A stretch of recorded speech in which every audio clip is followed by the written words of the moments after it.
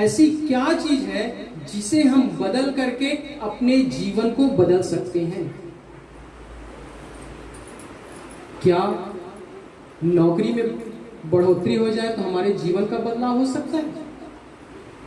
क्या हम अच्छे कपड़े पहन लें तो हमारे जीवन का बदलाव हो सकता है? क्या हमारे नाते रिश्तेदार अच्छे हो जाए तो हमारे जीवन का परिवर्तन हो सकता है? नहीं। वो एक चीज है, यदि हमारे विचारों का परिवर्तन हो जाए, यदि हमारे विचार अच्छे हो जाएं, हमारे सोचने और समझने का नजरिया अच्छा हो जाए, तो हमारा पूरा जीवन सुंदर हो सकता है।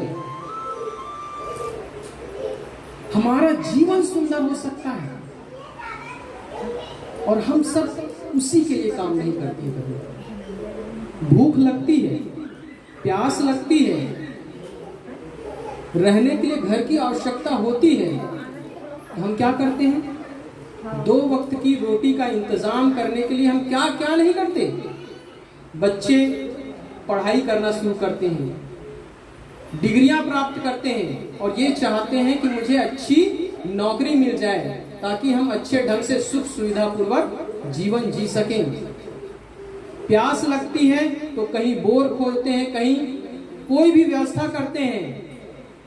रहने के लिए मकान की आवश्यकता होती है तो हम सब मकान बनाते हैं और अपने गाढ़ी कमाई उसमें लगा करके उसको सुंदर से सुंदर मकान बनाते हैं।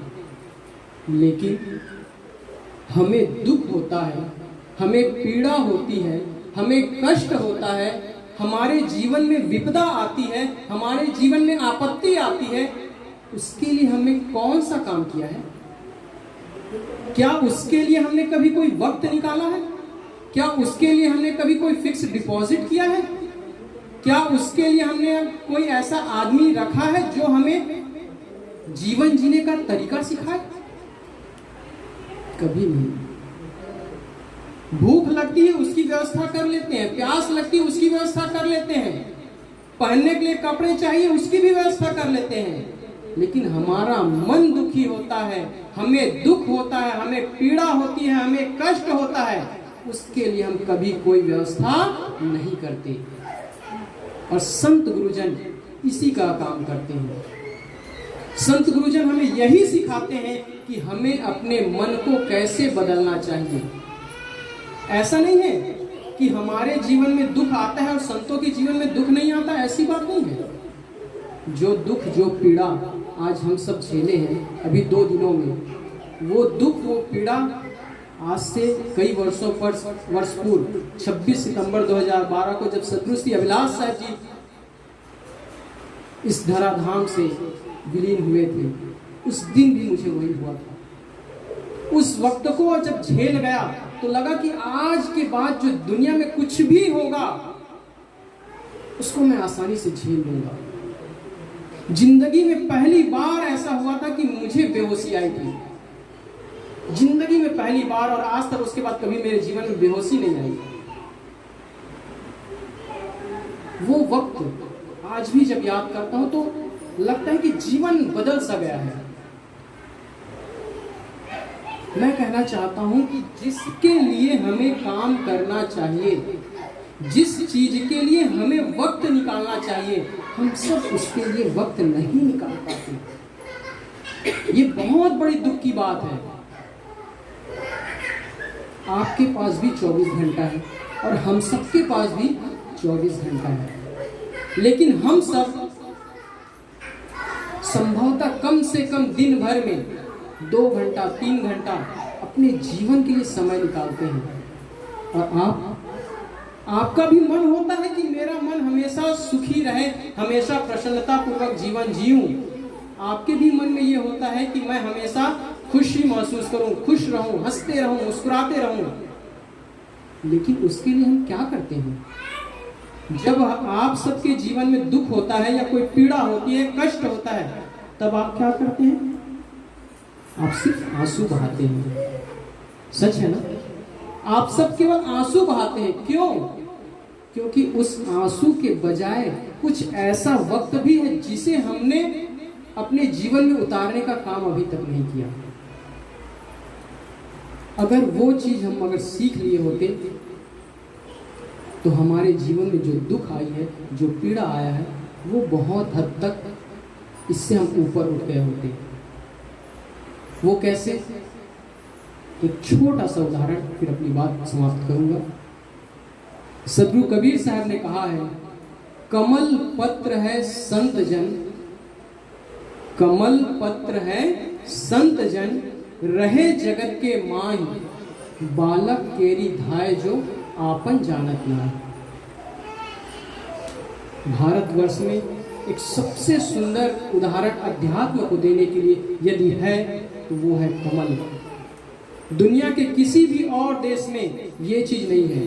भारत को एक बहुत बड़ा और बहुत अच्छा उदाहरण कमल के रूप में मिला है। कैसे? कमल का पुष्प आप लोग देखे होंगे और जानते भी हैं। कमल का फूल कहाँ पैदा होता है? क्या अच्छे सुंदर तालाब में?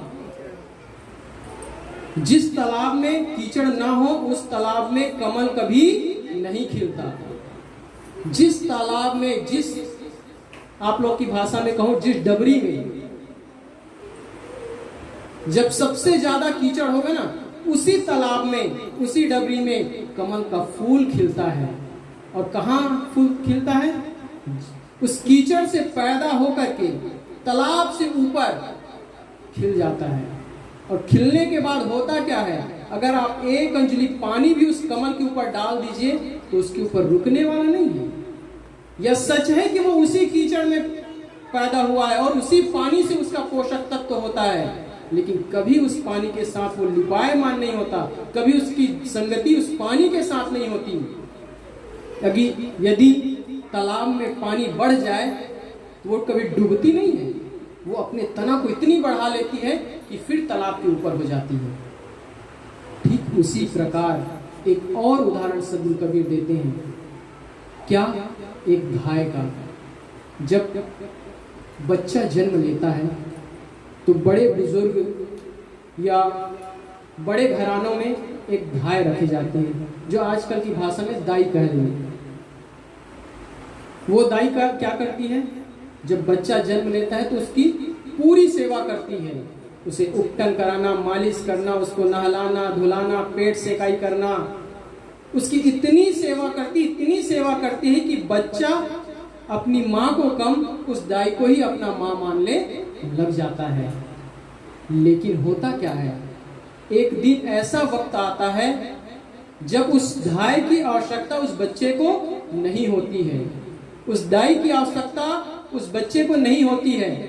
तब उस घर के जो मालिक होते हैं वो क्या करते हैं? वो दाई का पैसा पेमेंट करते हैं, उसका जो वेतन है वो देते हैं और वो दाई चुपचाप बिना कुछ कहे उस घर से निकल जाती है, चली जाती है और उस बच्चे को कभी पलट करके नहीं देखती। वो बच्चा मर रहा है कि कुछ हो रहा है, कभी वो गिर जाए, चोट खा जाए, उस दाई को उससे कोई परवाह नहीं है। कई बार होता है कि वो बच्चा उसके सामने ही गिर जाए, लेकिन वो दाई उसे अपना नहीं मानती है, इसलिए उसे उठाती भी नहीं है। अगर उठा भी दी तो उसके मन में कोई दुख दर्द नहीं होता है। ठीक उसी प्रकार हम सब का भी जीवन होना चाहिए।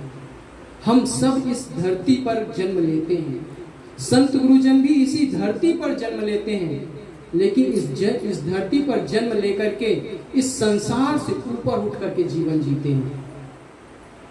वो कैसे? जब कभी किसी घर में कुछ हो जाता है, लड़ाई हो गई, झगड़ा हो गया, कष्ट हो गया, तू मैं हो गया, तो उसमें वो दुखी नहीं मनाते हैं। वो क्या करते हैं? वो जानते हैं कि ये एक न एक दिन समाप्त हो जाएगा। आज ही आप सब याद करिए वो दिन जब आप कभी किसी बात को लेकर पति पत्नी में, सास बहू में, देवरान जेठान में या कभी ननंद भावज में कभी कोई लड़ाई हुई थी और आज उस चीज को याद करें तो आपको क्या होगा? आपको हंसी आएगी उस बात पर। आप सोचेंगे कि किस चीज के लिए हम छोटी छोटी बातों के लिए उस समय लड़ रहे थे, आज वो वक्त कहाँ गया? जिन जमीन को लेकर के हम भाई भाई में लड़ाई करते थे, आज वो जमीन किसी और के नाम हो गई। जिस घर को लेकर के हम लड़ाई करते थे, झगड़ा करते थे, वो घर किसी और के नाम हो गया। और हमारा व्यवहार खराब हुआ, हमारे रिश्ते खराब हुए, हमारे संबंध खराब हुए, और फायदा क्या हुआ? फायदा केवल रोना, पछताना, दुख मिलना, पीड़ा मिलना, कष्ट मिलना, इसके अलावा तो कुछ नहीं। तो हम सबको क्या करना चाहिए? हम सबको संतों के बताए अनुसार अपने जीवन जीने का तरीका बदलना चाहिए। मैंने एक उदाहरण दिया कि कमल पत्र है संत जन, रहे जगत के माय, बालक केरी धाय जो आपन जानत नाई। जैसे धाय उस बच्चे को अपना नहीं मानती, ठीक उसी प्रकार हम सबको भी इस धरती पर, इस परिवार पर रहें, परिवार के बीच रहें, लेकिन बच्चों में, अपने रिश्तेदारों में ये हक न जताएं, ये हक न रखें कि वो हमेशा मेरी बात मानेगी ही मानेगी। ये जरूरी नहीं कि वो आपका बात माने ही माने। हाँ, आप यहाँ हैं, आप उनके साथ हैं, तो आपका कर्तव्य बनता है कि आप उनके अच्छी से अच्छी परवरिश करें, उनको अच्छे से अच्छे जीने का तरीका बताएं। तो हम सबको यही करना है कि हमारा जो कर्तव्य है उस कर्तव्य का निर्वहन करना है और अपने जीवन को जितना हो सके सुंदर बना करके इस दुनिया से पार जाने की स्थिति को याद करना है। सद्गुरु सिद्धदास साहब जी ने कहा है, रे मौत प्यारी मौत मेरे सामने आया करे, तू सामने रहती नहीं तब सर्वतन यह भासता, तू आए जाती सामने तब यह काम माया सब जरे। जब मौत को याद करते हैं तो लोग कहते हैं कि मौत की बात मत करो। लोग तो मौत की बात सुनने से इतना घबराते हैं, इतना डरते हैं कि ये अशुभ बात है। कैसे अशुभ है? क्या आपकी शादी फिक्स है? कुछ लोग ऐसे होते हैं जो लोग शादी नहीं करते, लेकिन शादी की बात करना शुभ है, और जो आपके जीवन में पक्का है वो घटना घटनी ही है, उस चीज को अशुभ मानते हैं। जैसे आप यहां से इलाहाबाद या कहीं जाने के लिए रिजर्वेशन कराएं, तो हो सकता है आपकी टिकट वेटिंग में हो, आपको सीट ना मिल पाए, लेकिन इस दुनिया से जाने का रिजर्वेशन आपका सब समय पक्का है, आपका रिजर्वेशन फिक्स है, भले ही उस डेट को हम सब नहीं जानते हैं। इसलिए उस दिन को याद करें, कम से कम आज के दिन याद करें और अपने जीवन को इस ढंग से बनाने का प्रयास करें कि हमारा जीवन सुखद हो, सुंदर हो और हम सबका जीवन सुखमय, सरलमय, शांतिमय बीते। तो मैं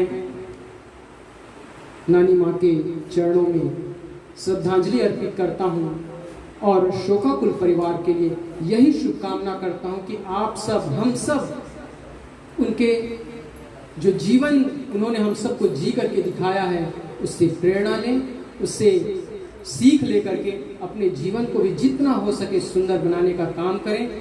आप सबके लिए बहुत बहुत आशीर्वाद संतों के तरफ से, गुरुजनों के तरफ से और मेरे तरफ से बहुत बहुत सादर साहिब बंदगी। आप सब